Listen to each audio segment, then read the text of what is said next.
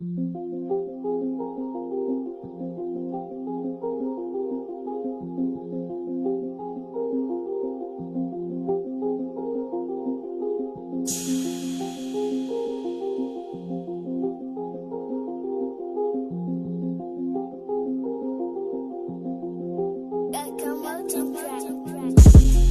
on the streets in the war zones, pushing this truth until we get called home.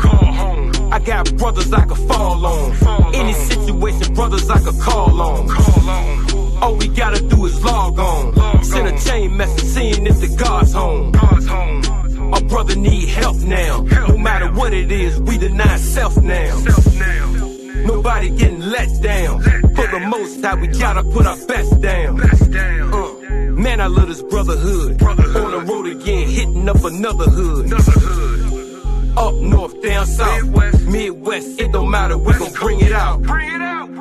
Scriptures keep ringing out. We gon' speak it, we gon' rap it, even sing it out. Camp shirts blinging out. We gon' shine with these laws, what you be about?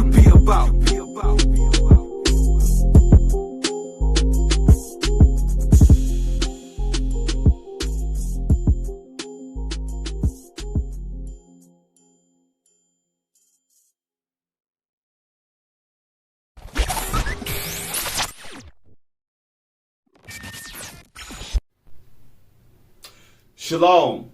Most High in Christ bless everybody. Welcome to today's topic. I'm Brother Raphael, and to my left, Brother Jacob. Today's topic is a topic that a lot of our people need to come to understand about how we deal in society. It's called When a Man's Ways Please the Lord. Okay? When a man's ways please the Lord, and also women also, because we don't want to single out just the men. We have our women who please the Lord as well. And how do we please the Lord? We keep the commandments in the faith of Christ. Okay? And what are we talking about? And who is our people? Who's the Lord's people? The so-called blacks and so-called Hispanics, whose fathers are Negroid and Indian descent. We are the biblical Israelites. Make no mistake about that. But as customary, we just can't say we have laws and no Christ and Christ and no laws. They have to be coupled together. That's why we have to say the laws in the faith of Christ. So, as customary, let's go to the book of Isaiah, chapter 8 and verse 20. And we want the book of Revelation, chapter 19 and verse 10. Go ahead, brother. The book of Isaiah, chapter 8 and verse 20. Go ahead. To the law. Right. And to the testimony. Now, the Bible says to the law. For some of y'all who don't know, the laws are compacted from Genesis all the way to the Revelation. Okay, understand that, okay? So it says to the law and the testimony. So what is the precept or the understanding of the testimony? So let's go to the book of Revelation, chapter 19 and verse 10. Go ahead. The book Revelation, chapter 19 and verse 10. Go ahead. And I fell at his feet to worship him. And he said unto me, See thou, do it not. Then the reason why the angel told John the Revelator not to bow down, because had he bowed down to him, he would be in the midst of idolatry. That's why he says, See thou, do it not. Go ahead, brother. I am thy fellow servant. And we are the servants of the Most High in Christ. So he says, I am thy fellow servant. Go ahead. And of thy brethren. Okay. That have the testimony of Jesus. The testimony of Christ, the Messiah, the King of Kings. Some of y'all may say Yahweh Shai, but we understand him as the Son of the Most High. Go ahead, brother. Worship God. Worship the Most High. We call him the Most High, brothers and sisters, because there's no other God above him. That's why we call him the Most High. Go ahead. For the testimony of Jesus is the spirit of prophecy. The testimony of Christ is the spirit of prophecy, brothers and sisters. If you do not have the Spirit of Christ on you, you will not understand the Bible in its entirety. You will just be lost just reading the Bible like a novel with no understanding. Okay, understand that. Now let's go back to the book of Isaiah, chapter 8 and verse 20. And I want the Proverbs, chapter 6 and verse 23. Go ahead, brother. The book of Isaiah, chapter 8 and verse 20. Go ahead. To the law and to the testimony. And the testimony. Go ahead. If they speak not according to this word, it is because there is no light in them. Because of your spiritual leader, okay, if they don't speak according to this word, as it is written, and precept must be upon precept, there is no light in them. And what is the light according to the Bible? Let's find out the definition of the precept. Let's go to Proverbs chapter 6 and verse 23. Go ahead, brother. The book of Proverbs chapter 6 and verse 23. Uh-huh. For the commandment is a lamp. Go ahead. And the law is light. The law is light because the laws in Christ, what it does, it helps you navigate through sin. It helps you navigate from being a sinner, which is transgressor of the law, to being righteous, keepers of the commandments and the faith of Christ. Go ahead, brother. And reproofs of instruction are the way of life. And reproofs of instructions are the way of life. Reproof is correction. So I'm going to give you an example. If you're a brother or sister who loves to lie, whatever the case may be, you have a hard time with lying. We do understand Christ never lied. So we always fulfill the laws through Christ. Okay, I understand that. Now, when a man's ways please the Lord, what we're going to do today, we're going to go through the scriptures of some of the patriarchs of the scriptures and show how the Lord was able to elevate these brothers and sisters from a particular situation. Because some of y'all think just because we are in captivity, you think we just supposed to just stay down and the Lord don't elevate you. The Lord elevates us. Why? Because once we keep the commandments and we are obedient to Him, the promise is eventually, if we stay put and keep the commandments, we're going to end up getting the kingdom. Lord's will. But while we're here in captivity, okay, as you will see in different captivities of our patriarchs and our forefathers and foremothers, you're going to see how the Most High dealt with them when they were in captivity. Okay, so let's start off with the book of Deuteronomy, chapter 11 and verse 26, and read all the way to 28. The book of Deuteronomy, chapter 11. Right. Deuteronomy, second law in the Greek. Some of y'all who may not know that, just want to throw that out there. Okay. All right, so the book of Deuteronomy, chapter 11 and verse 26. Verse 26. Go ahead. Behold, I set before you this day a blessing and a curse. A blessing and a curse. The blessing is what? Let's find out what the blessing is. Blessing is because a lot of y'all think blessing is just money. Okay, a lot of our people get wrapped up because when you're in Christianity, I have to throw that out there, y'all think blessing is being on the $50 line with your tithes and offerings. For some odd reason, they think monetary gain is always blessing. Sowing a seed. Sowing a seed, right? You might be with Peter Popoff, right? Sowing a seed, get that little holy water he sells. I had to throw that out there. I saw that commercial the other day. I said, this is madness. Okay? That prosperity. Money is not the end all be all. Like the scripture says in defense. We're going to show. Now, remember that guy not too long ago, Eddie Long. Right. Oh, yeah.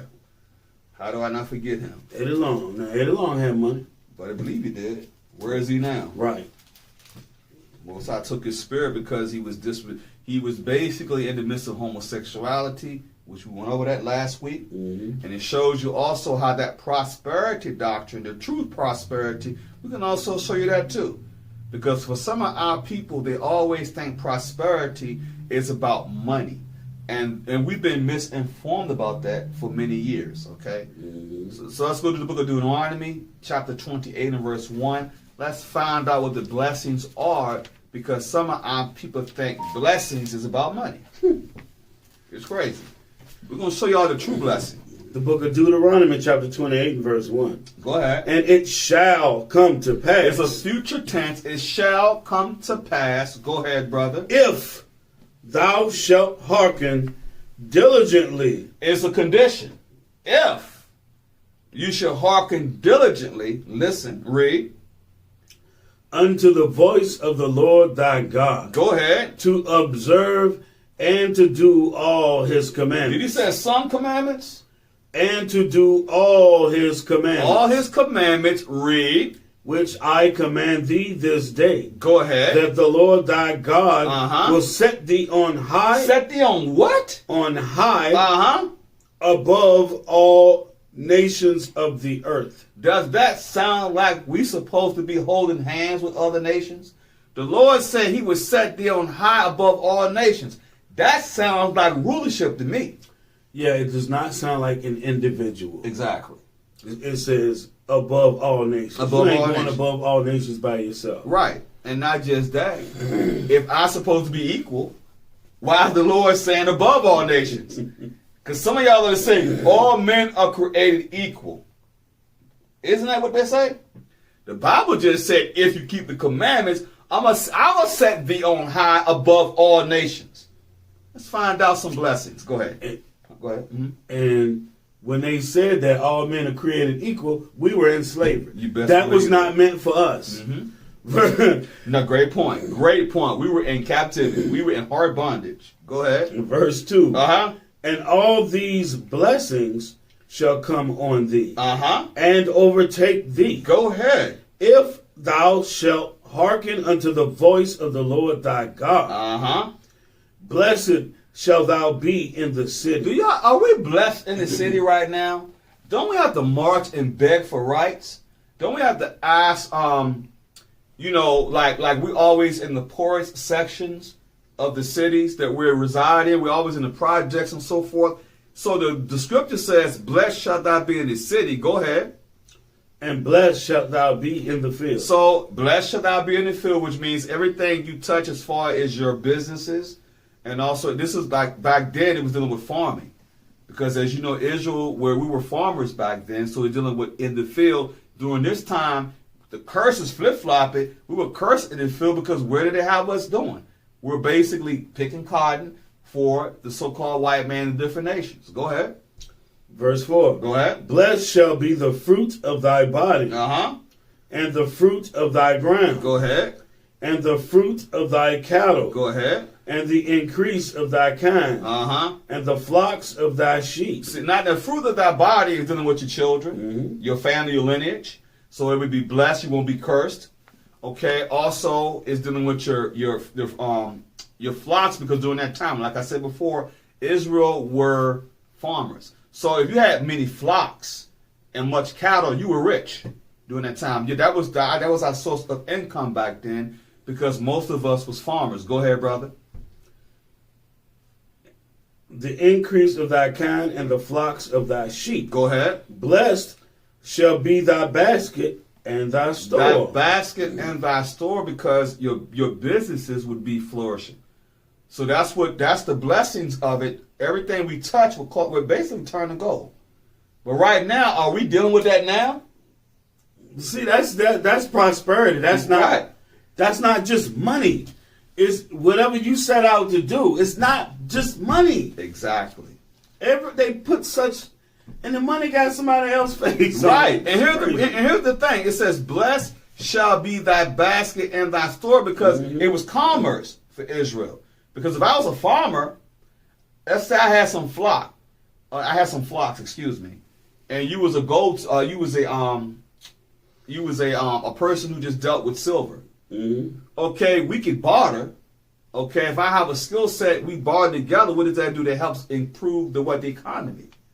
So that's what would happen when we was on our land. Had we kept the commandments, well, right now we're on the curses. Right now, this is flip flop. It's the flip side of this. This is blessings. Go ahead.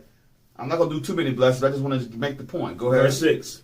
Blessed shalt thou be when thou comest in, and blessed shalt thou be when thou goest So out. that means you're blessed knowing you Israel as you're born, and you blessed when you die knowing you Israel, because you have an opportunity to get the kingdom.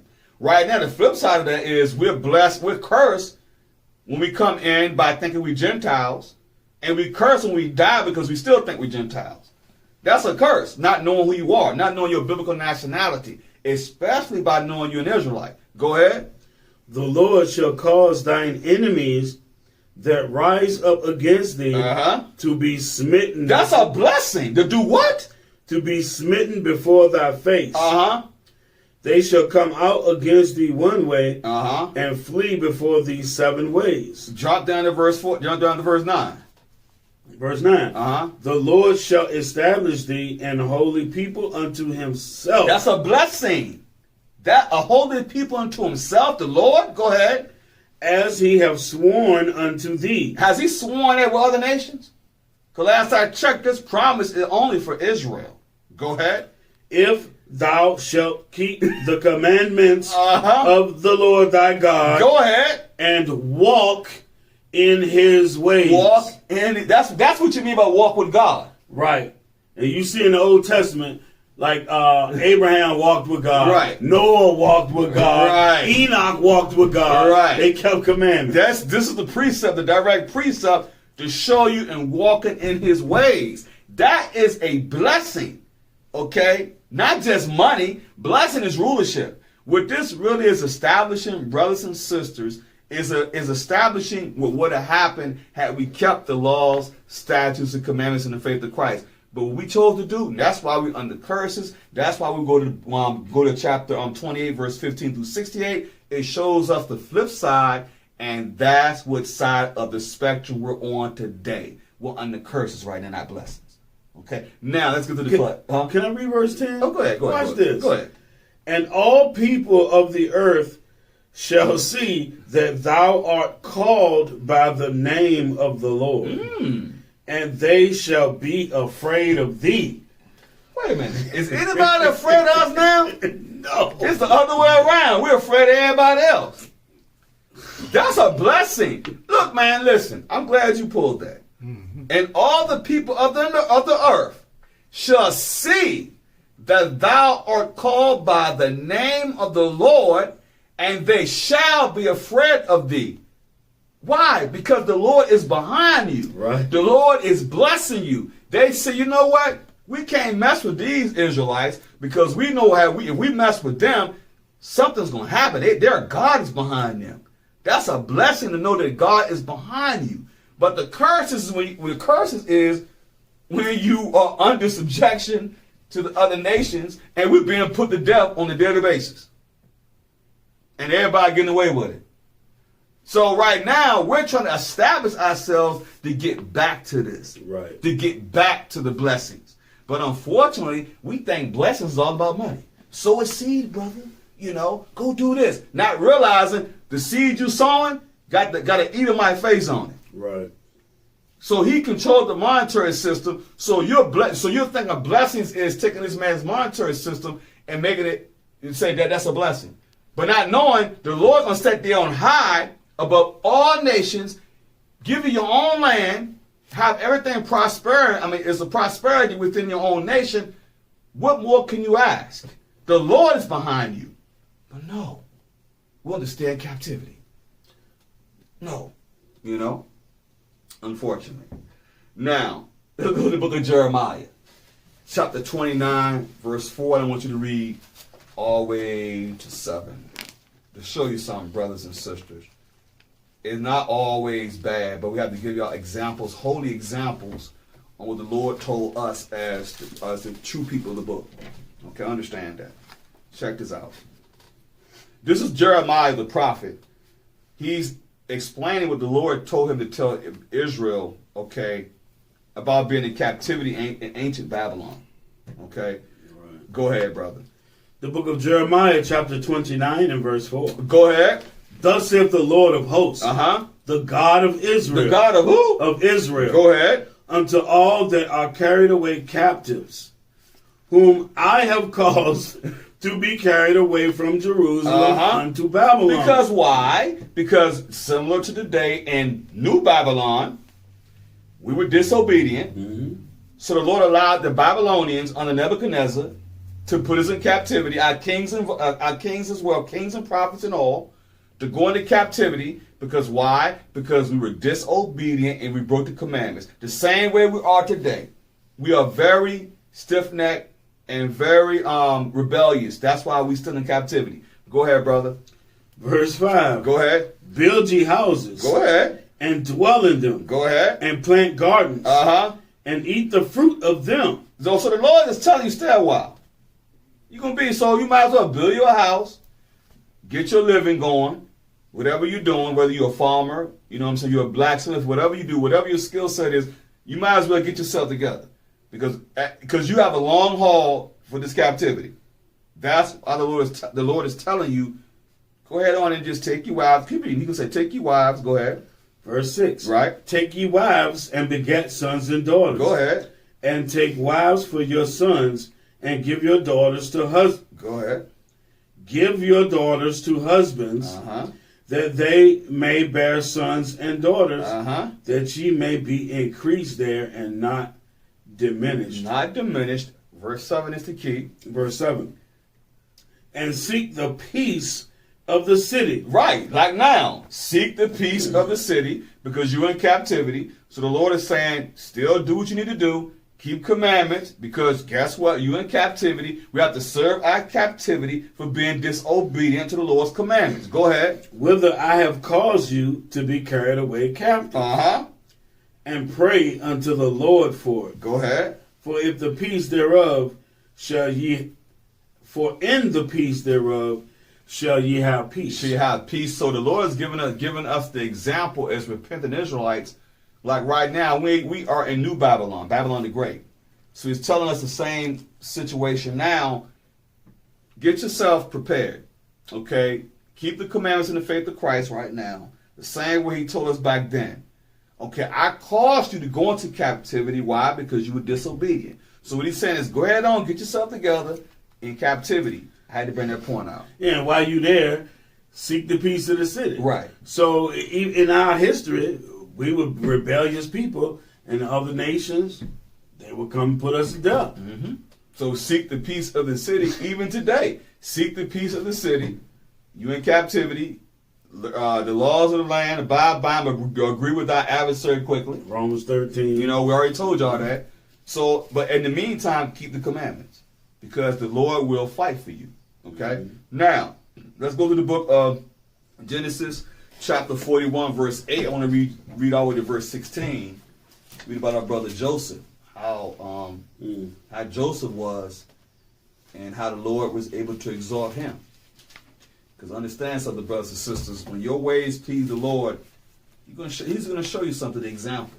Okay, show you the example of our patriarch brother Joseph and what he had to endure, but what had to happen though. So we're on Genesis chapter 41, verse 8. Read all the way to 16 for now. The book of Genesis, chapter 41, and verse 8. Go ahead. And it came to pass in the morning that his spirit was troubled, and he sent and called for all the magicians of Egypt and all the wise men thereof. And Pharaoh told them his dream. But there was none that could interpret them into Pharaoh. Well, some of y'all don't understand. Pharaoh had a bad dream. Okay, so Pharaoh needed somebody to interpret this dream. Okay, let's find out who he asked to interpret the dream. Go ahead. Verse 9. Then spake the chief butler unto Pharaoh, saying, I do remember my faults this day. Pharaoh was wroth with his servants, and put me in ward in the captain of the guard's house, Go ahead. both me and the chief baker. Go ahead. And we dreamed a dream in one night, I and he. We dreamed each man according to the interpretation of his dream. Go ahead.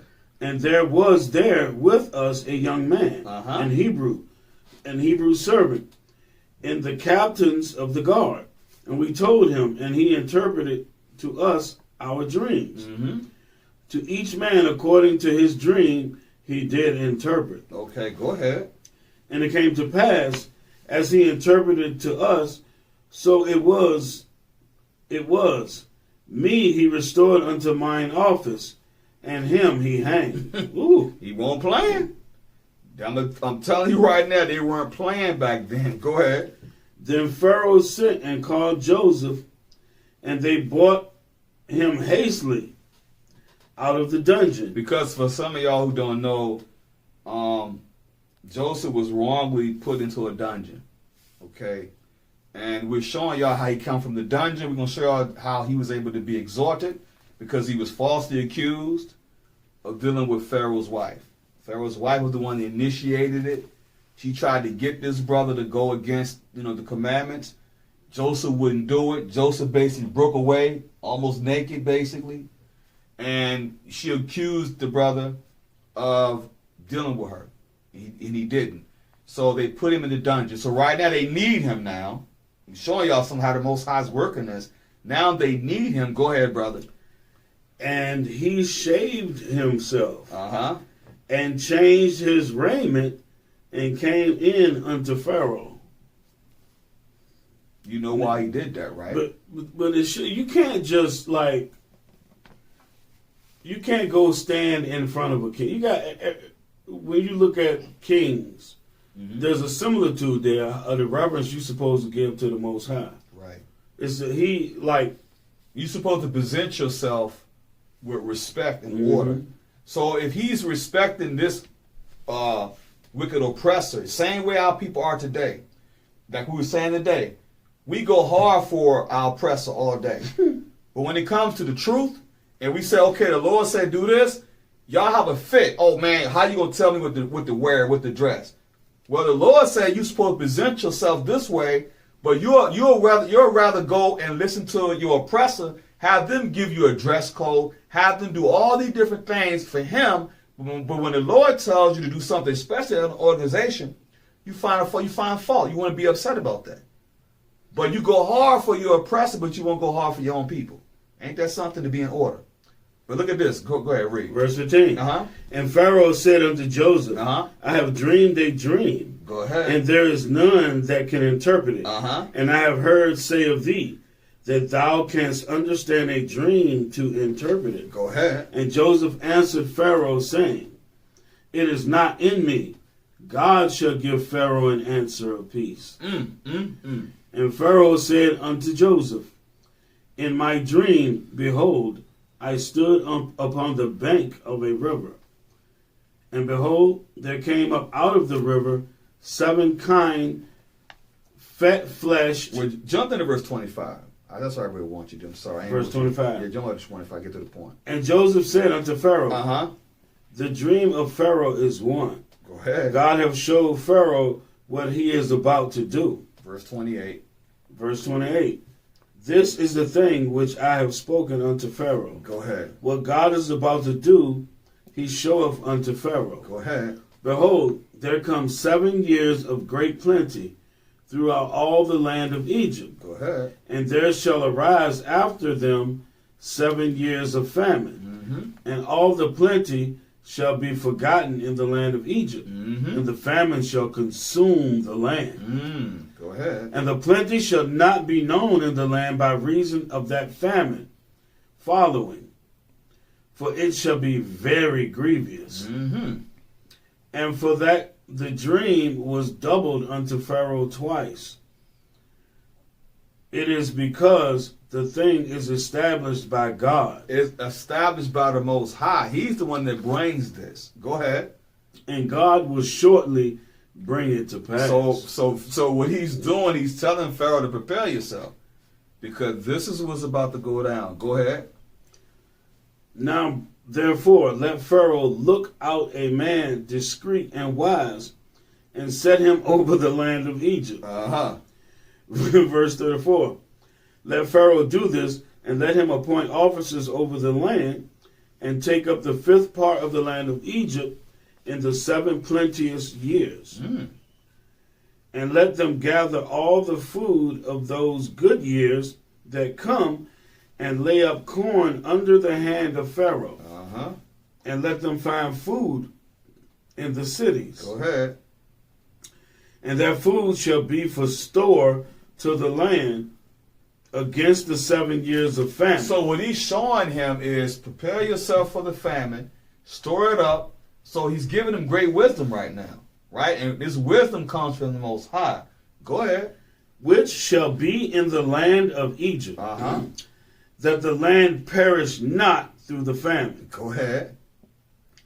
And the thing was good in the eyes of Pharaoh, and in the eyes of all his servants. Go ahead. And Pharaoh said unto his servants, Can we find such a one as this, if a man in whom the Spirit of God is? The Spirit of God is. Go ahead. And Pharaoh said unto Joseph, For as much as God have showed thee all this, there is none as discreet and wise as thou art. So he's showing him, because the Most High put that spirit on Joseph to let his light so shine. right? The understanding. Go ahead. Verse 40. Uh-huh. Thou shalt be over my house. Wow, ain't that something? Thou shalt be. He went from the dungeon. That's like saying. That's like I'm gonna equate that to today. That's like saying are you in jail? And you go from the jailhouse to the White House. From Ashley to Classy. From Ashley to Classy, right? Right. You go from the jailhouse to the White House. Well, he set it up too when he told him to appoint someone wise. And they're like, hey, man, this dude wise. Right. It was smart. Go to show you the wisdom of the Lord. Right.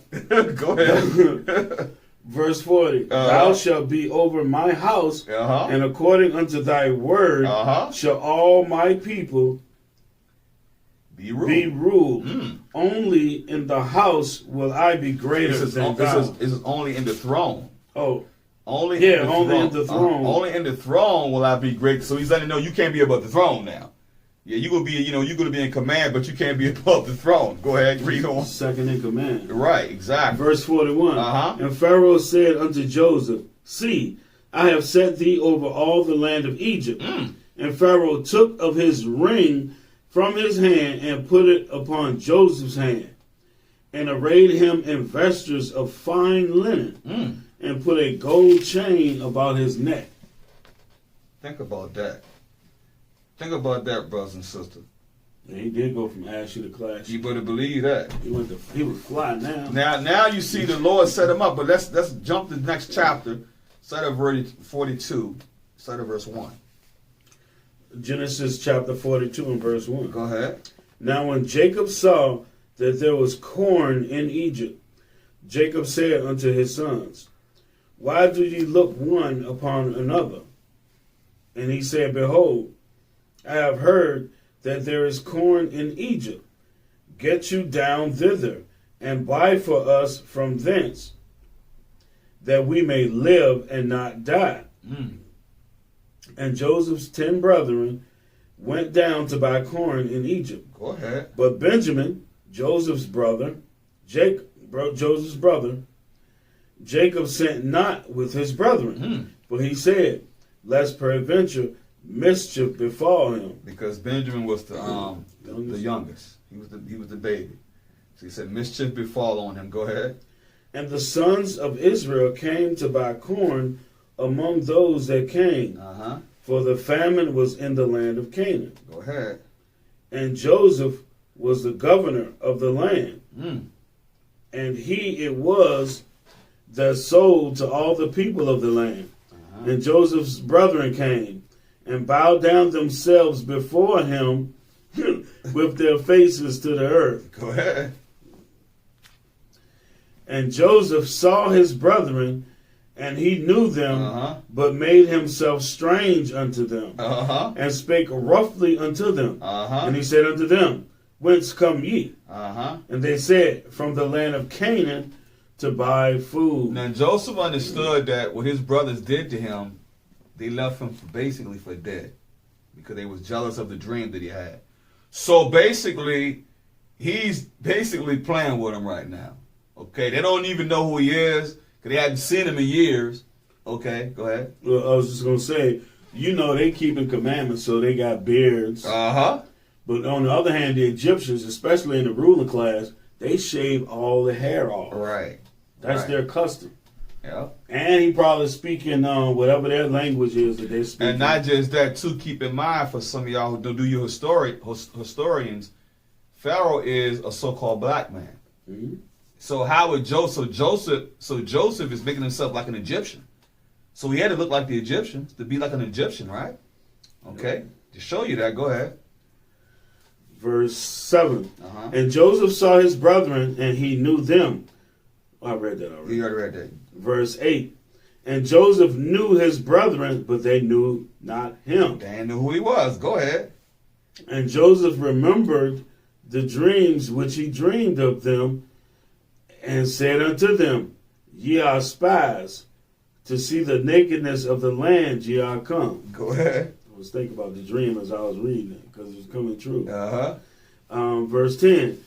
And they said unto him, Nay, my Lord, but to buy food are thy servants come. Go ahead.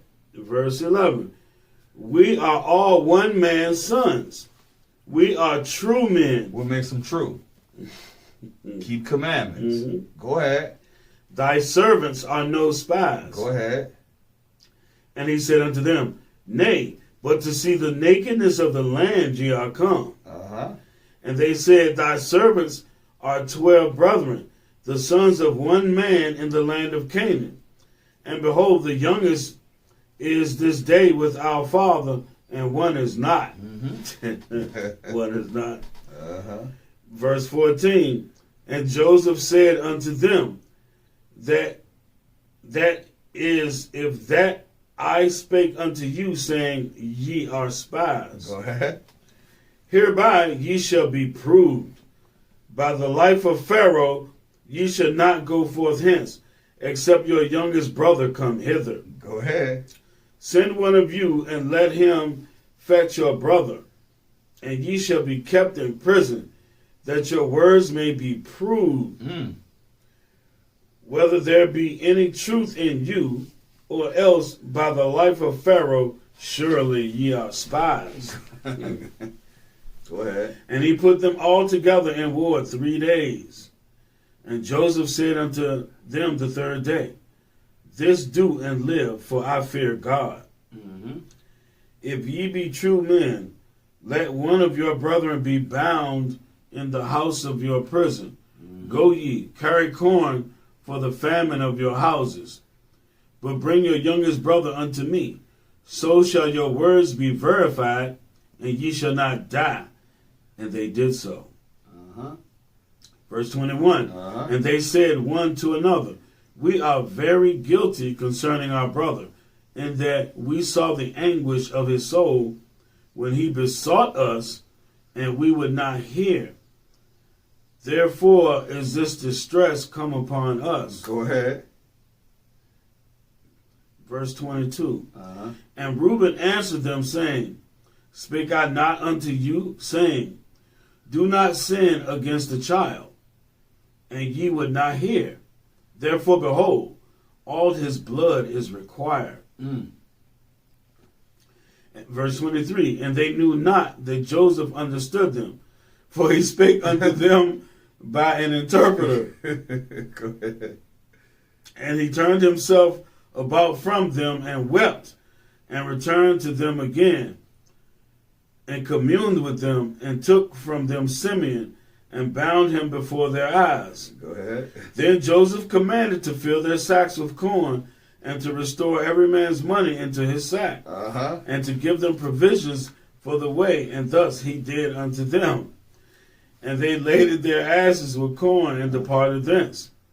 And as one of them opened his sack to give his ass provender in the end, he espied his money, for behold, it was in his sack's mouth. Uh-oh. And he said unto his brethren, My money is restored, and lo, it is even in my sack.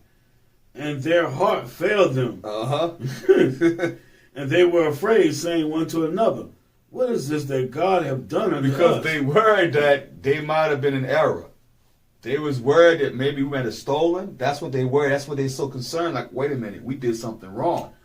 Yeah, because he could say that they stole the corn. Right. They didn't pay for it. Right. So they're like, oh, no. You know, that show you how just these men were. They were worried about breaking the commandments and getting in trouble. Go ahead.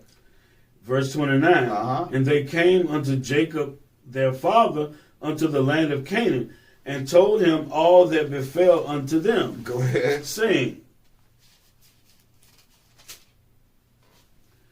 The man who is the Lord of the land spake roughly to us, and took us for spies of the country. And we said unto him, We are true men, we are no spies. Uh-huh. We be 12 brethren, sons of our father. One is not, and the youngest is this day with our father in the land of Canaan. Uh-huh. And the man, the Lord of the country, said unto us, Hereby shall I know that ye are true men. Leave one of your brethren here with me, and take food for the famine of your households, and be gone. and bring your youngest brother unto me. Then shall I know that ye are no spies, but that ye are true men. So will I deliver you your brother, and ye shall traffic in the land. Verse 35. And it came to pass, as they emptied their sacks, that behold, every man's bundle of money was in his sack.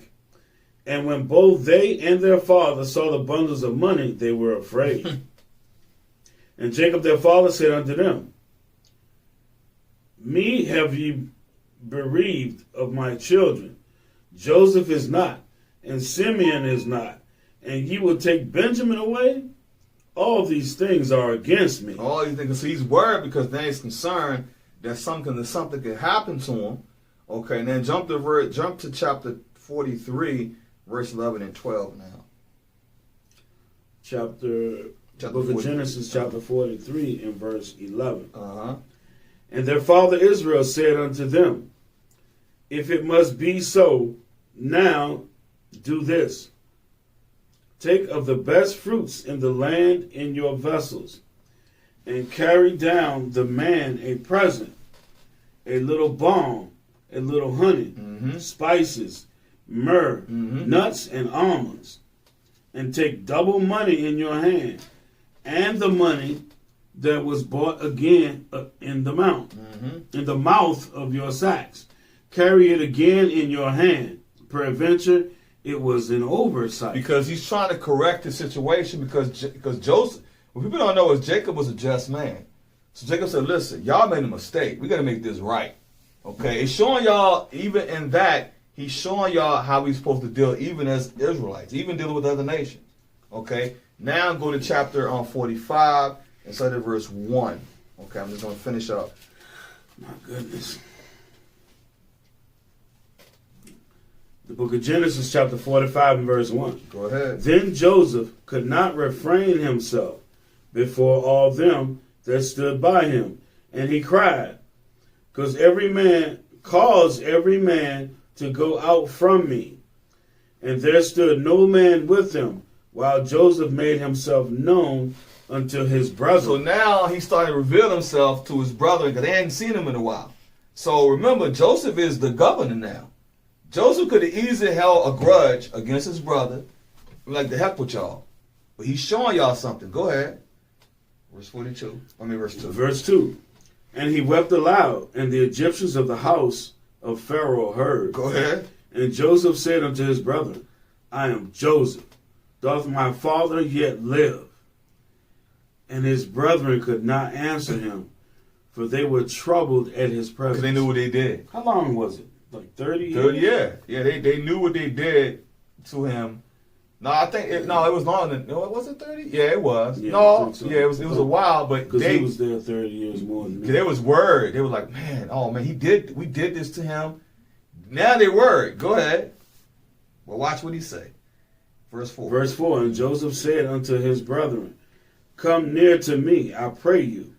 And they came near. Go ahead. And he said, I am Joseph your brother, whom ye sold unto Egypt. Go ahead. Now therefore, be not grieved, nor angry with yourselves, that ye sold me hither. Go ahead. For God did send me before you to preserve you. How many of you could personally do that to your brothers and your sisters? A lot of brothers and sisters holding the grudges for dumb stuff.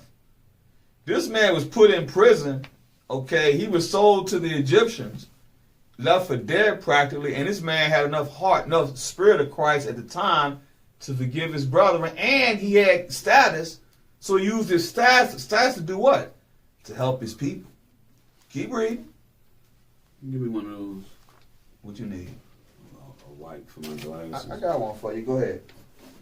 Go ahead. Um, Can you see? We want verse 6? I wanted verse 4. As a matter of fact, verse 5. I'm sorry. 5. Okay, verse 5. Now, not verse 6. You're right. Verse 6. Verse 6. For these 2 years have the famine been in the land, and yet there are 5 years in which there shall neither be earing nor harvest. Go ahead. And God sent me before you to preserve you a prosperity in the earth, and to save your lives by a great deliverance. Joseph understood that he was being used by the Most High. He's using his status to help his brothers. See, that's what we have to understand, brothers and sisters. Sometimes the Most High can use you in certain situations, elevate you. And what you're supposed to do with that elevation, not to use it against your brothers and be flossing on them like, I got mine, but to get yours. No, use it to help your brothers. That's what the Most High may give you. He may give you a power job. He may give you a flourishing business. But you use that to do what? To help your people. Go ahead. So it's been 7 years. Right. So you got to have patience. Yes. You just got to have patience and let things work themselves out. That's the fruits of the Spirit. Mm-hmm. That's one of the fruits of the Spirit is patience and mercy, because he showed them mercy. Yep. He could have easily let his emotions get on him and been like, wait a minute, these Negroes got me caught up. And he's second in position. Mm-hmm. He could have let pride get a hold of him. Exactly. Some of our Negro brothers and sisters get proud of him for being, a manager at McDonald's, and being king of the fries. You know what I'm saying? But this brother was second in command. That's like being second in command right now in America. And you have the power to help your people in the hood and elevate them right now. Being a part of the what they call the bourgeoisie. Right.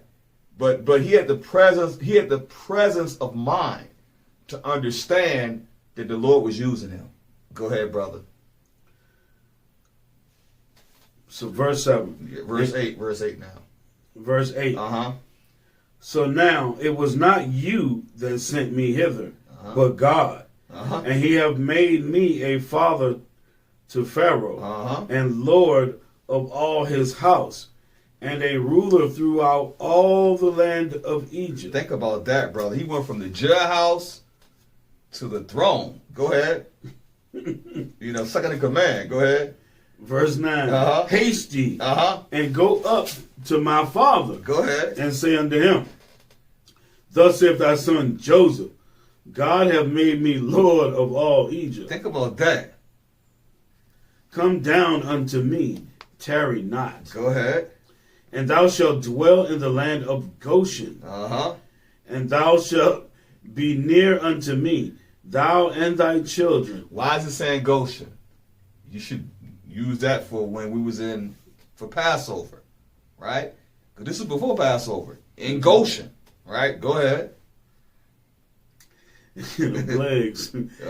And thy children, and thy children's children, and thy flocks, and thy herds, and all that thou hast. Go ahead. And there will I nourish thee.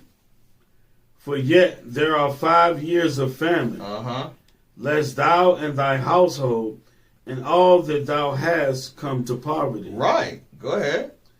And behold, your eyes see, and the eyes of my brother Benjamin, that it is my mouth that speaketh unto you. And ye shall tell my father of all my glory in Egypt, and of all that ye have seen. And ye shall haste and bring down my father hither. Go ahead. And he fell upon his brother Benjamin's neck and wept, and Benjamin went upon his neck. Go ahead. Moreover, he kissed all his brethren and wept upon them. And after that, his brethren talked with him. And the fame thereof was heard in Pharaoh's house, saying, Joseph's brethren are come. Could you imagine that? You're telling the president, yo, his family here, and they giving him the best treatment. Okay, go ahead. Think about that. And it pleased Pharaoh well and his servants. Go ahead. See how the Most High is able to take your enemy and make him be at peace with you? He elevated him. All because he kept the commandments. He kept the faith. Okay? He didn't get prideful when he got his position. Go ahead.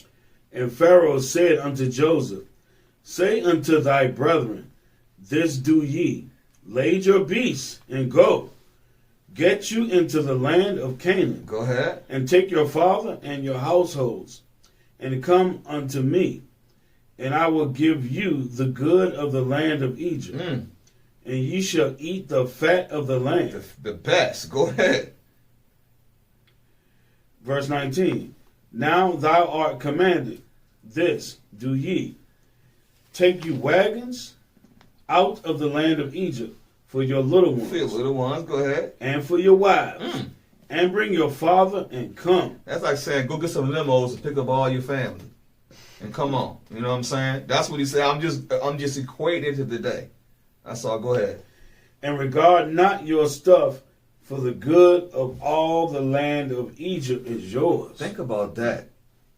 Go ahead. Verse 21, and the children of Israel did so. And Joseph gave them wagons according to the commandment of Pharaoh, and gave them provisions for the way. Go ahead. To all of them he gave each man changes of raiment. But to Benjamin he gave 300 pieces of silver. And 5 changes of raiment. Verse 23. Right. And to his father he sent after this manner 10 asses laden with the good things of Egypt, and 10 she-asses laden with corn and bread and meat, and his father by the way. So he sent his brethren away, and they departed. And he said unto them, see that ye fall not out of the way. Go ahead. And they went up out of Egypt and came into the land of Canaan unto Jacob their father. Go ahead. And told him, saying, Joseph is yet alive, and he is governor over all the land of Egypt. Can you imagine that? Jacob thought for the longest time Joseph was dead. That coat.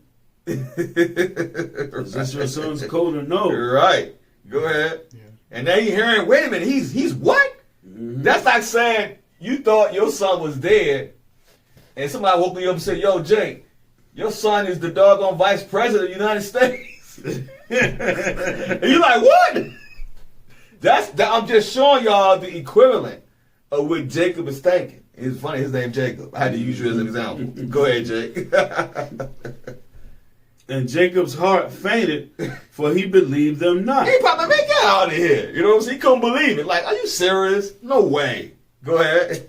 And they told him all the words of Joseph, which he had said unto them. And when he saw the wagons which Joseph had sent to carry him, the spirit of Jacob their father revived. And Israel said, it is enough. Joseph, my son, is yet alive. I will go and see him before I die. Before I die, because understand something, brothers and sisters. We had to show you that Joseph, because he was faithful to the Most High did what? Made his enemy to be at peace with him, to set him on high. Because why? He didn't have no pride on him. And once he was elevated, the Most High saw his heart. He was elevated. What did he do? Use his position to help his people. So that's what we're saying even today, in today's time, as repentant Israelites, what we're supposed to do is whatever position we have, because let's say, like I said, it may come a time when one of us may hit the lottery or something. I mean, I pray it's me, but I'm just saying, I'm just using an example. It may come a time we may be elevated, we can help our nation. And that's the example that we get out of this particular lesson with that. Now let's go to the book of Daniel, chapter 2, and start at verse 1. I'm going to show you something about Daniel, another one of our patriarch brothers. You said same captivity from Jeremiah. We said build ye houses. Exactly. Daniel chapter 2, start at verse 1. I want you to read.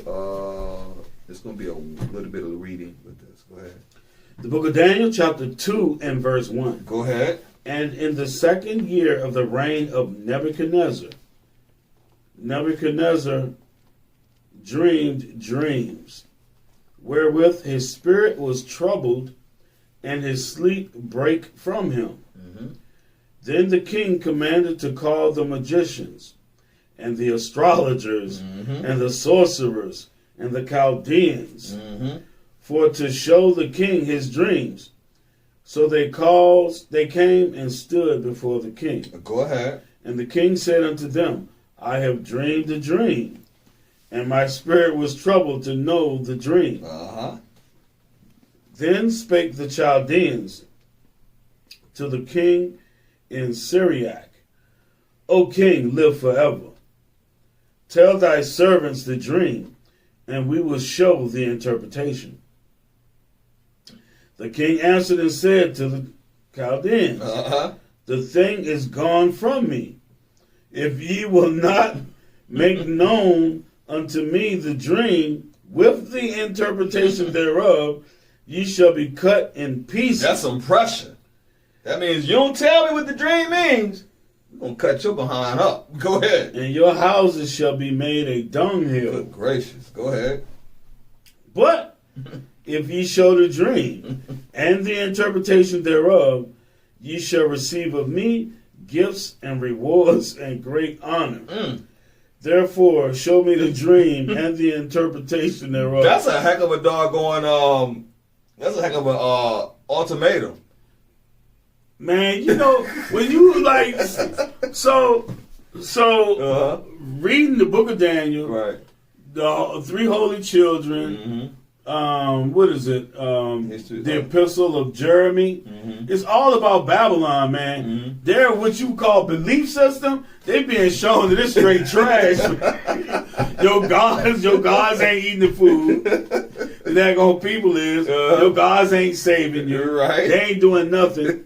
Your sorcerers can't do nothing. Right. Like, your scientists, that's like today. Your scientists, all your top officials can't do nothing for you.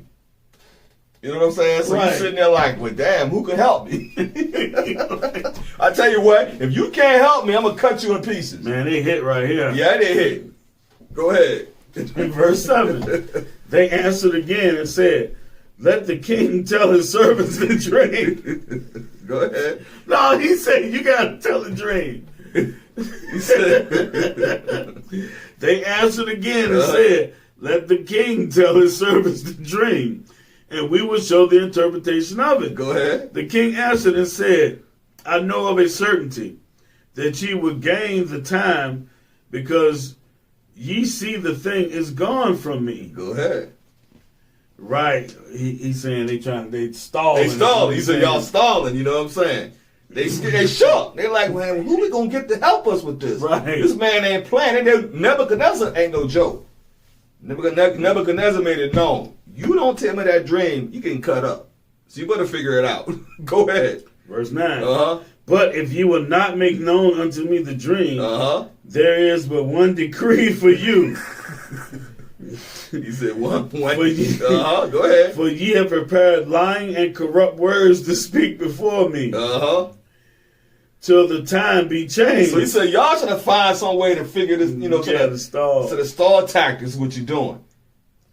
Go ahead. Therefore tell me the dream, and I shall know that ye can show me the interpretation thereof. Go ahead. They still shook. They're like, well, I don't know about this, king. Go ahead. The Chaldeans answered before the king and said, there is not a man upon the earth that can show the king's matter. Therefore there is no king, lord, nor ruler that asks such things as any magician or astrologer or That's like saying, look, President, we ain't got no wise men. We got no scientists to be able to answer your question, sir. Okay, it's negative. Okay, let's find out what Nebuchadnezzar said. Verse 11. And it is a rare thing that the king required. Right. And there is none other that can show it before the king. Right. Except the gods. Except the what? Except the gods. Well, you just said it, Jake. The gods, right? Go ahead. Whose dwelling is not with flesh. Go ahead. For this cause the king was angry and very furious and commanded to destroy all the wise men of Babylon. Wrong answer. Wrong answer, sirs. Go ahead. Verse 13. And the decree went forth that the wise men should be slain. And they sought Daniel and his fellows to be slain. Then Daniel answered with counsel and wisdom to Arioch, the captain of the king's guard, which was going forth to slay the wise men of Babylon. Hey, he He not gonna trespass the king's Oh, commandment. you better believe that. They ain't playing. That's instant judgment. Go ahead. Verse 15. He answered and said unto Arioch, the king's captain, why is the decree and hasty so hasty from the king? He said, why he so quick to kill these people? Right? Go ahead. Then Arioch made the king known to Daniel. Made the thing known. Made the thing known to Daniel. Go ahead. Then Daniel went in and desired of the king that he would give him time and that he would show the king the interpretation. Go ahead. Then Daniel went to his house and made the thing known to Hananiah, Mishael, and Azariah, his companions. Go ahead. That they would desire mercies of the God of heaven concerning this secret. So what they're doing, they're inquiring of the Lord. They're praying to the Lord to inquire, to ask for wisdom to deal with this crisis. This is a crisis right here. Go ahead. That Daniel and his fellows should not perish with the rest of the wise men of Babylon. You better believe it. Go ahead. Then was the secret revealed unto Daniel in a night vision. Then Daniel blessed the God of heaven. That's blessings, because the Lord gave him the knowledge. Because why? Because he prayed and asked for the knowledge. Right? Because he was just. Go ahead. Daniel answered and said, blessed be the name of God forever and ever, for wisdom and might are his. And he changeth the times and seasons. He removeth kings and setteth up kings. Go ahead. He giveth wisdom unto the wise. Go ahead. And knowledge to them that know understanding. He's talking to the Lord. Go ahead. He revealeth the deep and secret things. He knoweth what is in the darkness, and the light dwelleth with him. Go ahead. The light. I thank thee and praise thee, O God, O thou, God of my fathers, who has given me wisdom and might, and has made known unto me now what we desire of thee. For thou hast now made known unto us the king's matter. So he prayed to the Most High for the wisdom, the interpretation. So therefore he gave it to Daniel. Go ahead. Therefore Daniel went unto Arioch, whom the king had ordained to destroy the wise men of Babylon. He went and said thus unto him, destroy not the wise men of Babylon.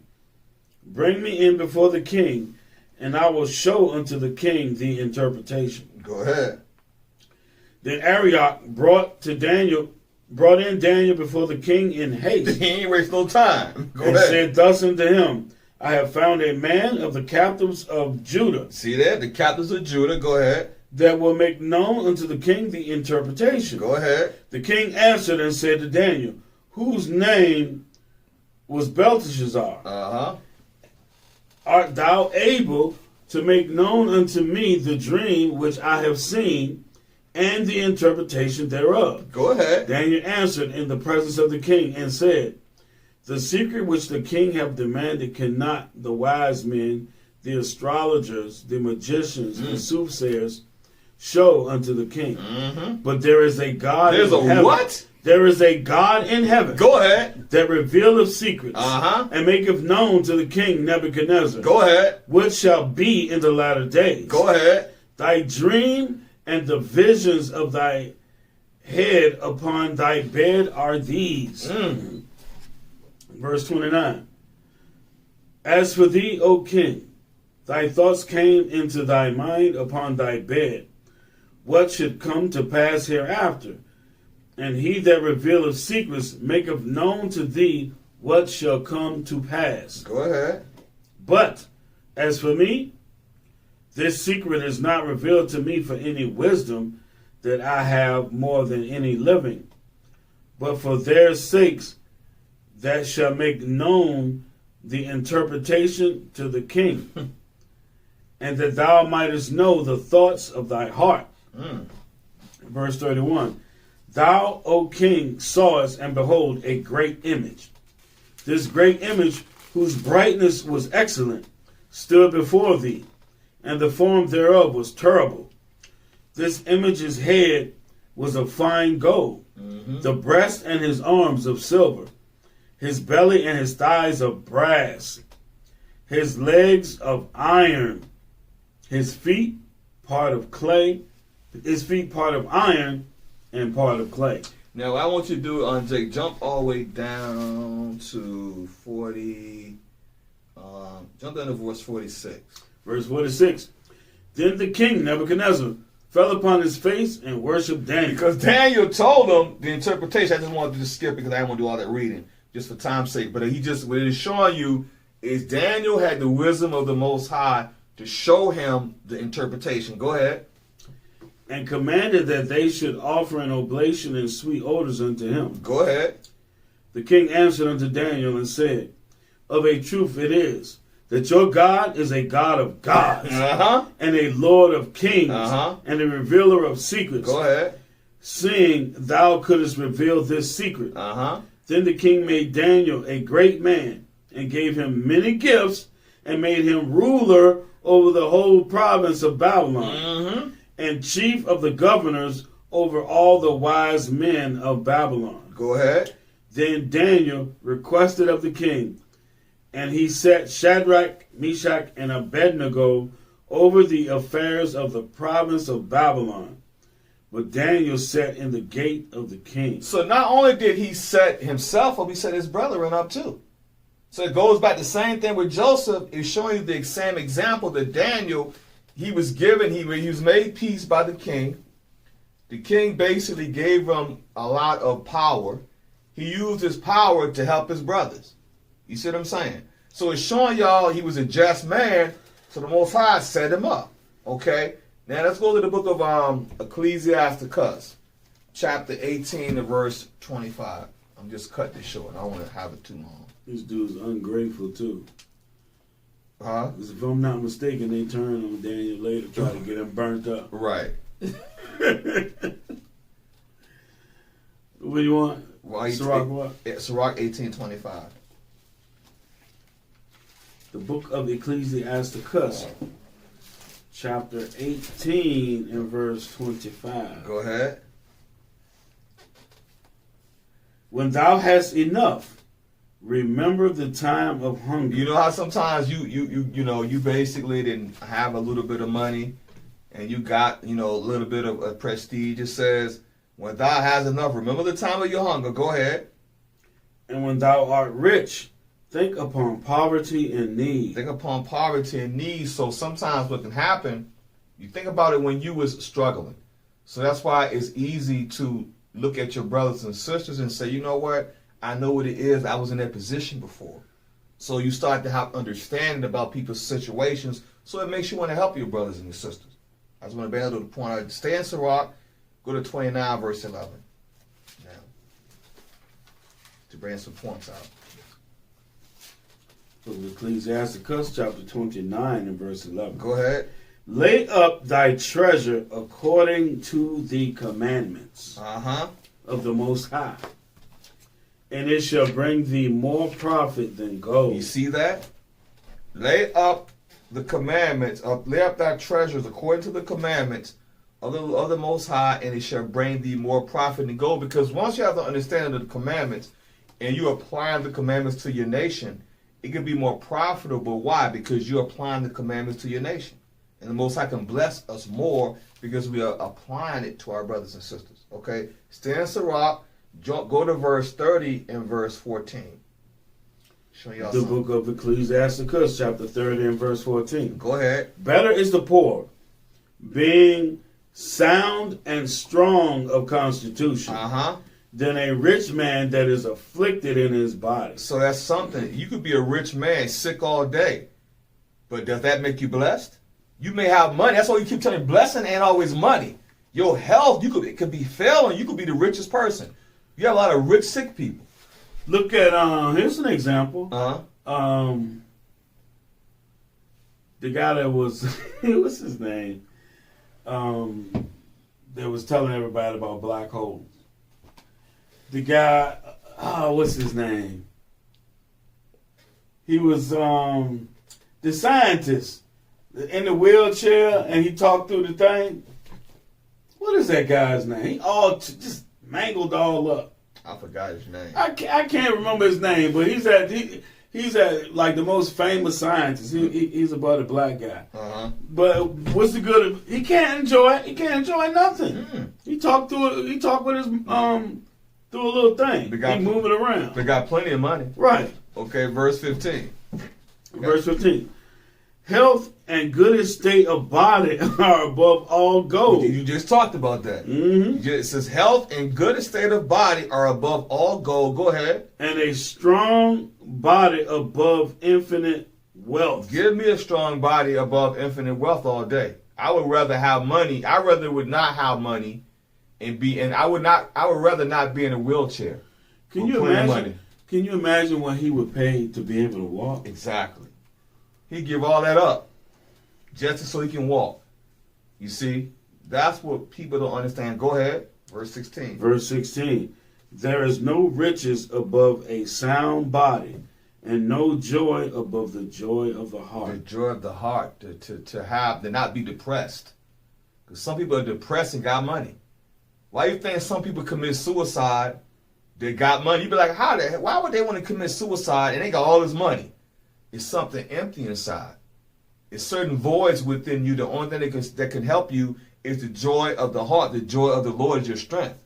Keep that in mind. That's a blessing. Go ahead, verse 17 is the key. Verse 17.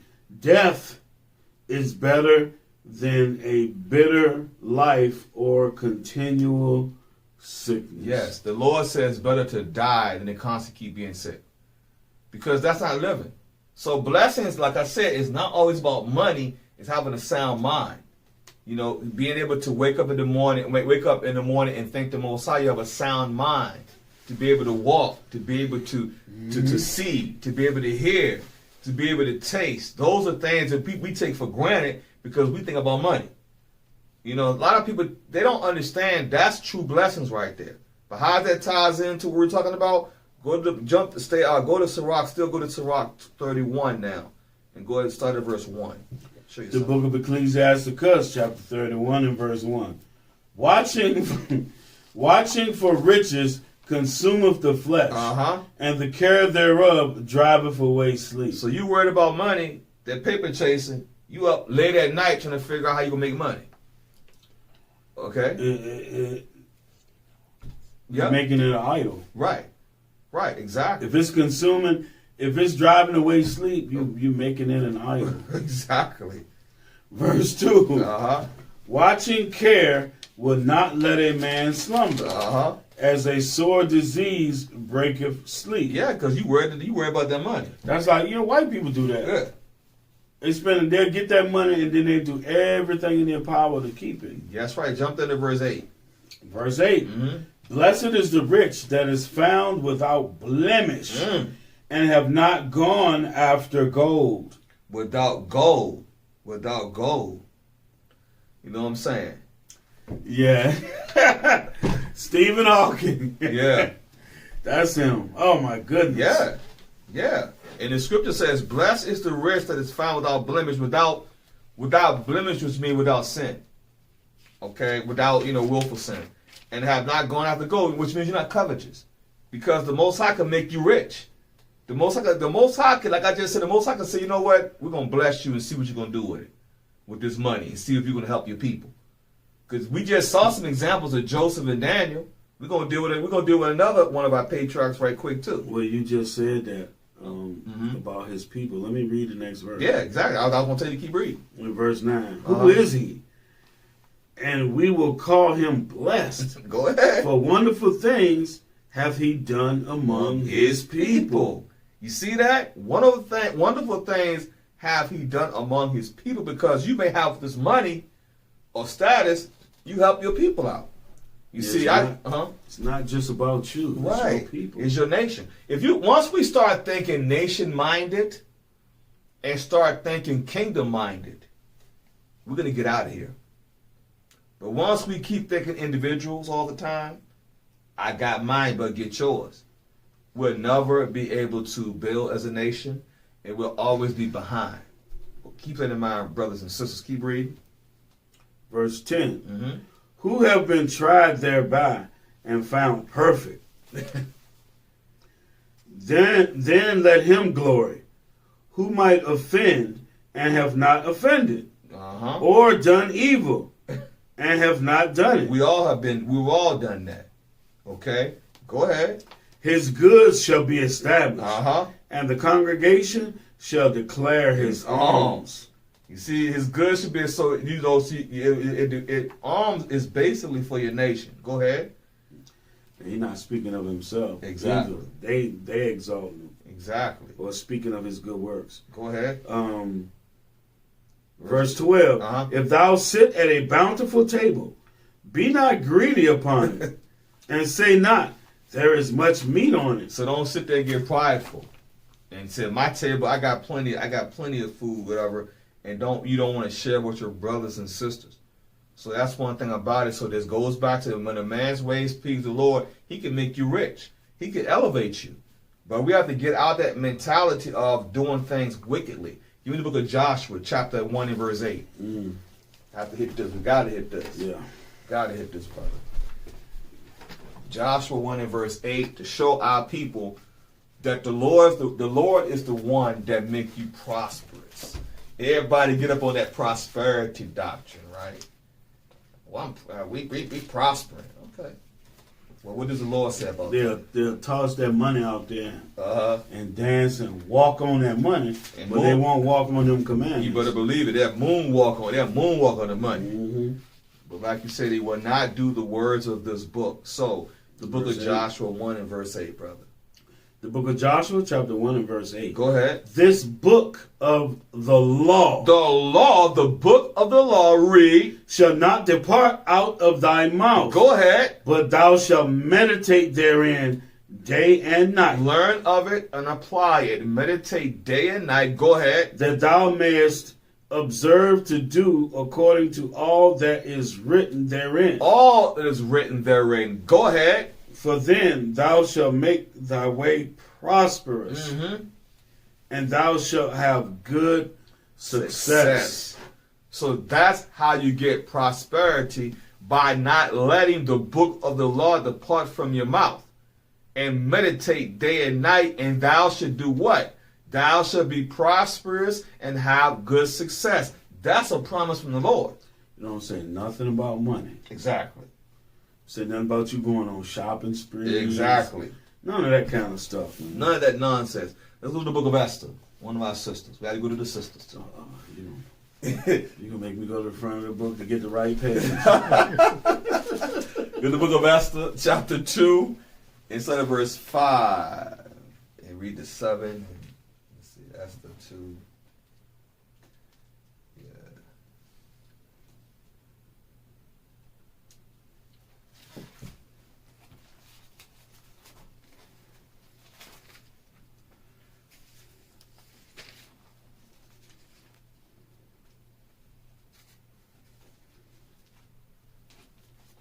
Yep. 2 and 5? Yeah, Exodus chapter 2 and verse 5. Esther. The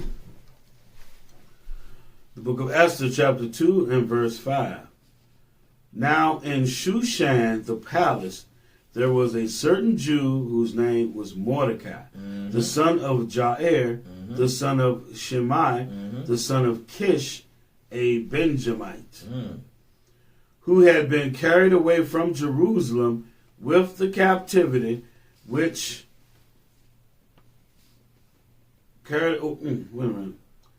with the captivity which had been carried away with Jeconiah, king of Judah. Go ahead. Whom Nebuchadnezzar, the king of Babylon, had carried away. Go ahead. And he brought up Hadassah, that is Esther, his uncle's daughter. For she had neither father nor mother, and the maid was fair and beautiful. She was fair and beautiful. She was very beautiful. Go ahead. Whom Mordecai, when her father and mother were dead, took for his own daughter. So it came to pass, when the king's commandment and his decree was heard, and when many maidens were gathered together unto Shushan the palace, to the custody of Hegai, that Esther was brought also unto the king's house to the custody of Hegai, keeper of the women.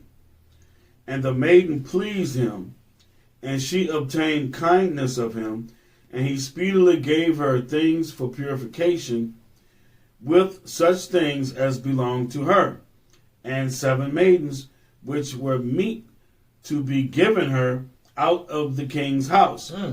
And he preferred her and her maids unto the best place of the house of the women. Esther had not showed her people nor her kindred, for Mordecai had charged her that she should not show it. Go ahead. And Mordecai walked every day before the court of the woman's house to know how Esther did and what should become of her. Jump to verse 15. Verse 15. Now, when the turn of Esther, the daughter of what's that? It's Abihail. Abihail. The uncle. Yeah. But yeah. Now when the turn of Esther, the daughter of Abihail, the uncle of Mordecai, who had taken her for his daughter. Who had taken her for his daughter, was come to go in unto the king. And she required nothing but what Hegai, the king's chamberlain, the keeper of the women, appointed. And Esther obtained favor in the sight of all them that looked upon her. So Esther was taken unto King Ahasuerus, unto his house royal in the 10th month, which is the month Tebeth, in the 7th year of his reign. And the king loved Esther above all the women, and she obtained grace and favor in his sight more than all the virgins, so that he set the royal crown upon her head and made her queen instead of Vashti. Ain't that something? Made her king. Y'all know anything about that story, you will understand why. Okay? Because Vashti was being very, very rebellious. Go ahead. Then the king made a great feast unto all his princes and his servants, even Esther's feast. And he made a release to the provinces and gave gifts according to the state of the king. And when the virgins were gathered together the second time, then Mordecai sat in the king's gate. Esther had not yet showed her kindred nor her people, as Mordecai had charged her, for Esther did the commandment of Mordecai, like as when she was brought up with him. Because he raised her. So that's why she respected him as a father, because he raised her. Go ahead. In those days, verse 21, in those days, while Mordecai sat in the king's gate, 2 of the king's chamberlains, Bigthan and Teresh, of those which kept the door, were wroth and sought to lay hand on the king Ahasuerus. And the king was known, and the thing was known to Mordecai, who told it unto Esther the queen, and Esther certified the king thereof in Mordecai's name. And when inquisition was made of the matter, it was found out. Therefore they were both hanged on a tree, and it was written in the book of the Chronicles before the king. The next chapter 3, verse 1. Esther chapter 3 and verse 1. After these things did King Ahasuerus promote Haman, the son of Hammedatha, the Agagite, and advanced him and set his seat above all the princes that were with him. And all the king's servants that were in the king's gate bowed and reverenced Haman, for the king had so commanded concerning him. But Mordecai bowed not, nor did him reverence. Because Mordecai understood, had he did that, he would be setting him up as an idol. He wasn't supposed to bow down to nobody. Okay, understand that. That's why Mordecai did not do that. Read. Verse 3. Then the king's servants, which were in the king's gate, said unto Mordecai, Why transgresseth thou the king's commandment? That's like us today. Why y'all transgress the laws of the land, man? Why y'all ain't bound down doing what we supposed to be, putting your hand on your heart, pledge of allegiance? Because the Lord said don't do that. That's why. I'm using that as an example. Go ahead. Verse 4. Now it came to pass, when they spake daily unto him, and he hearkened not unto them, that they told Haman to see whether Mordecai matters would stand. For he had told them that he was a Jew. Uh-oh. And when Haman saw that Mordecai bowed not, nor did him reverence, then was Haman full of wrath. Go ahead. And he thought scorn to lay hands on Mordecai alone. Had that murderous spirit on him. Go ahead. For they had shown him the people of Mordecai, whether Haman sought to destroy all the Jews that were throughout the whole kingdom of Ahasuerus, even the people of Mordecai. Because Haman hated the Jews because King Saul was supposed to put them to death. He didn't do that, so that's why you have this demon on the loose. Yeah, the Agagites are Amalek. Mm-hmm. They're our enemy, like the Lord said, from generation to generation. Mm-hmm. This is lineage. Mm-hmm. Another thing to show you too, everybody had dark skin. Exactly. They had to tell him he was a Jew. Exactly. Mm.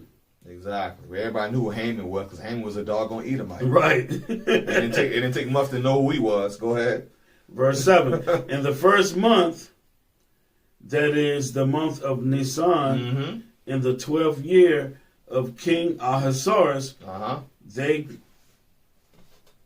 cast pur, that is the lot, before Haman, from day to day, and from month to month, to the 12th month, that is the month Adar. And Haman said unto King Ahasuerus, There is a certain people scattered abroad, and dispersed among the people in all the provinces of thy kingdom. Keep that in mind. Scattered abroad and dispersed. In the New Testament, they talk about that, right? Go ahead. And their laws are diverse from all people. Neither keep they the king's laws. Therefore, it is not for the king's profit to suffer them. So he's trying to bad talk Israel because he hates Israel. He said they got their own laws. They don't want to follow your laws. I don't think you should allow them. Suffer them means to allow. Go ahead. Verse 9. If it please the king, let it be written that they may be destroyed. And I will pay 10,000 talents of silver to the hands of those that have the charge of the business. Wow. To bring it into the king's treasuries. He really got it in for Israel, buddy. Go ahead. And the king took his ring from his hand and gave it unto Haman, the son of Hammedatha the Agagite, the Jews' enemy. The Jews' enemy. You think it's changed? You think it's changed? Because they took our identity. So now they still have hatred for us even to this day. Jump to verse 13. Verse 13. And the letters were sent by post into all the king's provinces to destroy, to kill, and to cause to perish all Jews, both young and old, little children and women, in one day, even upon the 13th day of the 12th month, which is the month Adar, and to take the spoil of them for a prey. This demon didn't even care if it was children, whatever. He wanted to destroy all of our nation, brothers and sisters. This happened in 70 AD. It happened in 1492. Exactly. Men, women, and children, and took our belongings. They have no mercy, okay? Go ahead. They had no mercy at all. Go ahead. Verse 14. Go ahead. The copy of the writing for a commandment to be given in every province was published unto all people. Wow. That they should be ready against that day. He posted this like, hey, we're going to destroy them this day. Go ahead. The post went out, being hastened by the king's commandment, and the decree was given in Shushan the palace. And the king and Haman sat down to drink. But the city Shushan was perplexed. They were like shocked, like, what's going on? Chapter 4, verse 1. Chapter 4 and verse 1. Go ahead. When Mordecai perceived all that was done, Mordecai rent his clothes and put on sackcloth with ashes, and went out into the midst of the city and cried with a loud and a bitter cry, and came even before the king's gate. For none might enter into the king's gate clothed with sackcloth. And in every province, whithersoever the king's commandment and the decree came, there was great mourning among the Jews, and fasting, and weeping, and wailing. And many lay in sackcloth and ashes. So Esther's maids and her chamberlains came and told it her. Then was the queen exceedingly grieved, and she went and she sent raiment to clothe Mordecai and to take away his sackcloth from him, but he received it not. Go ahead. Then called Esther for Hatak, one of the king's chamberlains, whom he had appointed to attend upon her, and gave him a commandment to Mordecai to know what it was and why it was. So Hatak went forth to Mordecai unto the street of the city, which was before the king's gate. And Mordecai told him of all that happened unto him, and of the sum of the money that Haman had promised to pay the king's treasuries for the Jews. He put out a doggone ransom to put us to death. Think about that, because he know money is going to get things done. He knows that. Go ahead. To destroy them. And he gave him the copy of the writing of the decree that was given at Shushan to destroy them, to show it unto Esther, and to declare it unto her, and to charge her that she should go in unto the king to make supplication unto him, and to make request before him and her people. For her people. Go ahead. And Hatak came and told Esther the words of Mordecai. Go ahead. Again Esther spake unto Hatak, and gave him commandment unto Mordecai. All the king's servants and all the people of the king's provinces do know that whosoever, whether man or woman, shall come unto the king into the inner court, who is not called, there is one law of his, to put him to death. Don't they have laws? Put him to death. So you go against their commandment, you're going to get put to death. Go ahead. Except such to whom the king shall hold out the golden scepter, that he may live. But I have not been called to come in unto the king these 30 days. So she's letting it be known, if I go to him without respect, without the law, I can get put to death. That's what she's telling Mordecai. But Mordecai say something though. Go ahead. Verse 12. Watch what he tells her. And they told to Mordecai Esther's words.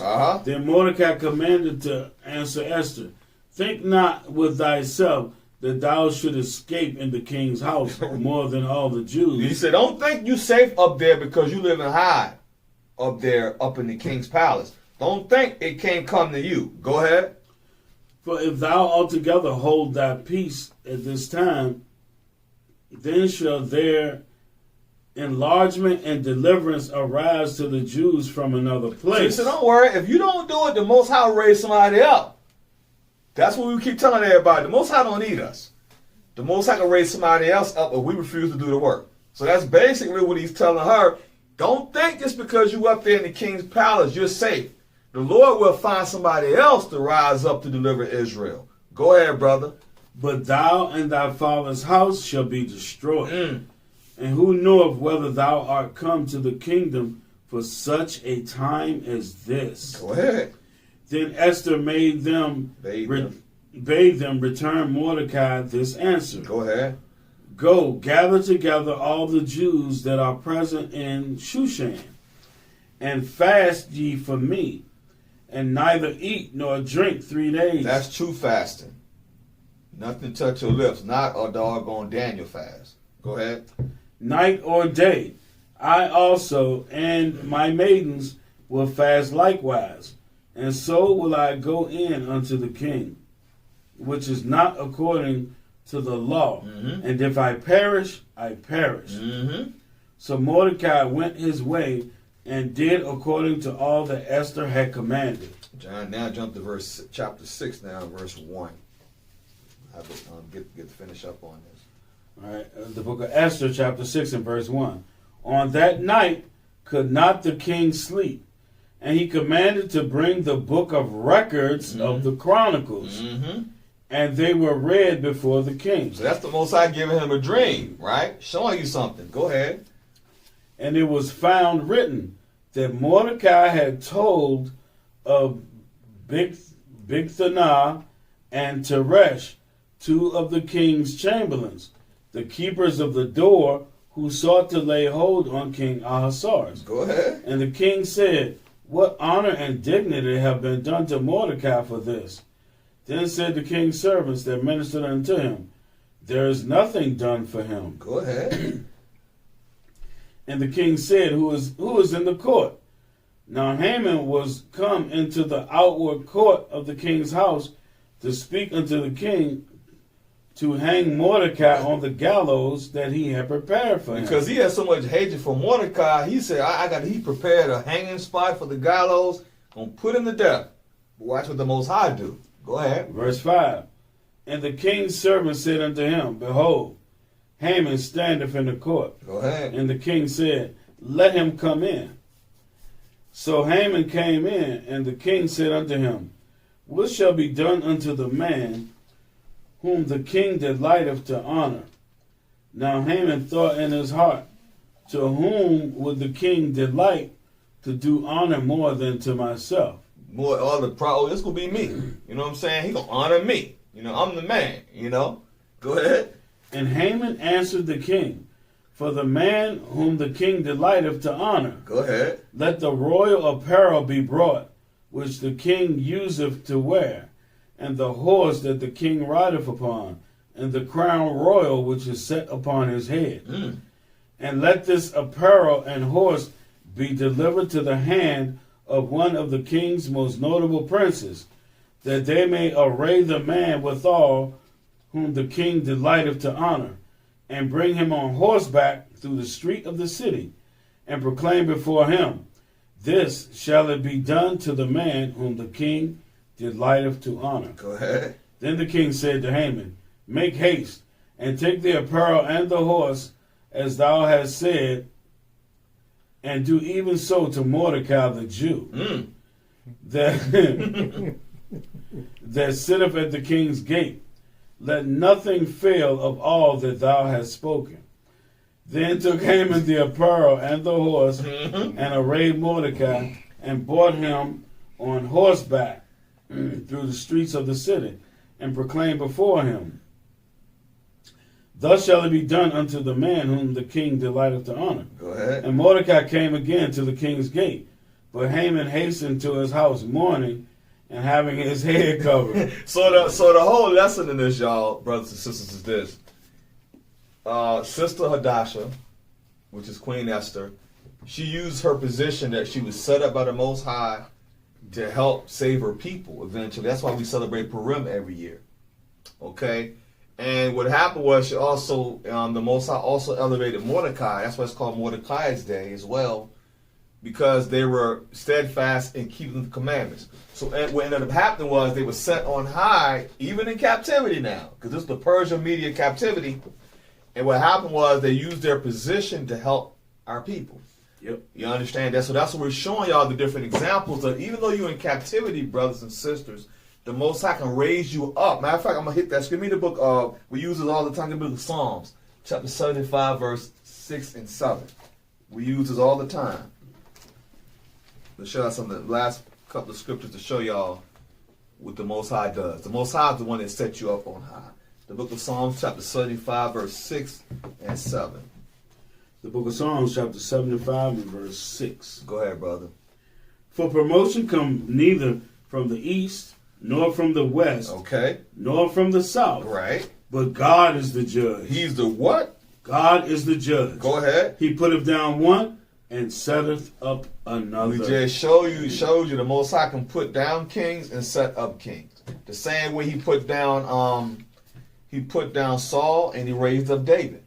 So it's the same way even in our nation when brothers and sisters get, when the brothers get ranked up, we pull the scripture to show that the Most High is the one that promotes. So what I was telling everybody, the Most High is the one that set up, he's the one that can set down. Okay, understand that, brothers and sisters. Give me the book of Proverbs, chapter 21, verse 1. Proverbs 21 and verse 1. And then we're going to finish up the last couple of scriptures. Book of Proverbs, chapter 21 and verse 1. Go ahead. The king's heart is in the hand of the Lord. The what? The king's heart is in the hand of the Lord. The king's heart is in the hand of the Lord. So sometimes what the Lord can do is he can allow the enemy to do good. Same way with this situation. Same way with Pharaoh. The king's heart was in the hand of the Lord. The Lord took Pharaoh and used Pharaoh to bless Israel. The same way he did with Nebuchadnezzar, the king of Babylon. The king's heart was in the hands of the Lord. The same way with the situation with King Ahasuerus, the king's heart was in the hand of the Lord. Because our brothers and sisters was just and keeping commandments, the Most High raised them up to help deliver Israel, to help Israel. Understand that, brothers and sisters. Go to the book of Ecclesiasticus, chapter 29, verse 10. We'll finish up in the last few scriptures. 29, verse 10. And 10 and 11. We're already 12. The book of Ecclesiasticus, chapter 29 and verse 10. Go ahead. Lose thy money for thy brother Go and ahead. thy friend, Go ahead. and let it not rust under a stone to be lost. What that means, brothers and sisters, is if you have it like that, you have it in your power to help your brother, your sister, help your brother and sister. Don't let it rust under a stone. Don't let it, you got the money to help somebody, but you saying, no, I ain't gonna do it. I'm not gonna help them. So it says, lose thy money for thy brothers and thy friend. And that's what it means. A brother or sister might not be able to pay you back. And you say, you know what? I understand. They're going through some tough times. I'm not gonna press them on it. So you lose the money for your brother just out of love. Because that's basically what you try to do, trying to help him and show him love. You know what I'm saying? It can happen to anyone. It can happen to me. It can happen to anybody. We're all vulnerable in that situation. Jump to verse 11. Verse 11. Uh-huh. Lay up thy treasure according to the commandments of the Most High, and it shall bring thee more profit than I gold. think I hit that before, but anyway, still that was good to hit that again. Go ahead, verse 12. Verse 12. Uh-huh. Shut up thy alms in the storehouses, and it shall deliver thee from all affliction. So what that means is your alms, whether it's your time, your money, for your nation to help your brothers and sisters, always keep in mind to think nation-minded. And I think that's where a lot of our people have to start focusing on, to start thinking nation-minded, brothers and sisters. Last scripture, give me the book of Proverbs, chapter 16 and verse 7. Proverbs chapter 16 and verse 7, to have a better understanding of what we're talking about.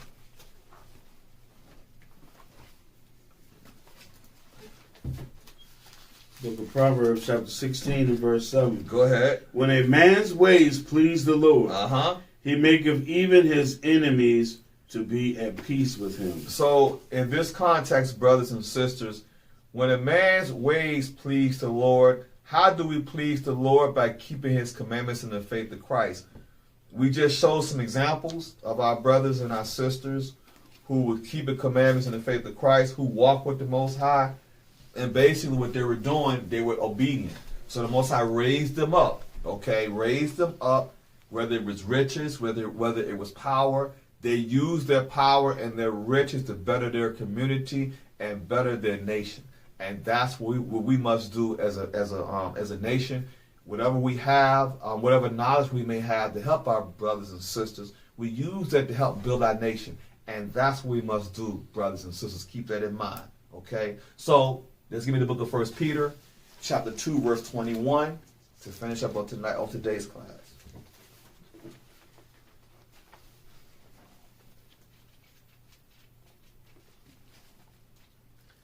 1 Peter chapter 2, verse 21. The book of 1 Peter chapter 2 and verse 21. Go ahead.